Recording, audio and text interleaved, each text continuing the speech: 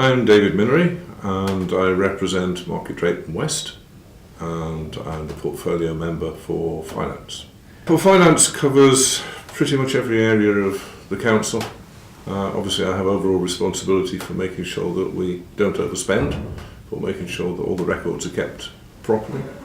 Also responsible for revenues and benefits, and probably the most tricky is the area of commissioning. First elected in 1979 to the old North Shropshire District Council, served there for 12 years, had a break, went back on the District Council in 1999 and served until that expired in 2009.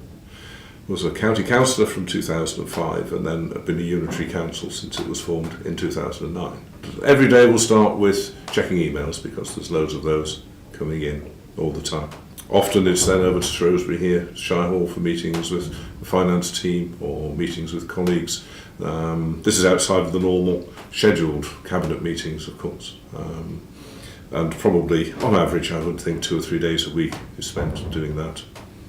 When I'm not doing that, I'm sort of researching, reading up, because as I said, it is such a wide-ranging role and there are so many figures to try and absorb and get your head around that it's quite a deep pool of knowledge that's needed, really. Now, I'm an accountant, basically. Only obviously now I'm not full-time. You can't do this task and also have a full-time job. But I have my own business, small practice, which is a part-time practice. Yeah, I'm a member of the Fire Authority, but I don't hold any specific position. I'm just an ordinary member of that, although I was Vice Chairman for a few years, until taking over the roles at Shropshire Council. And I'm a school governor of the Grove School in Market Drayton, have been since 1991, I think. I do enjoy walking. I prefer walking out in the countryside rather than in towns. I do enjoy watching sport, and particularly football. I do support Liverpool and occasionally get to go to home games.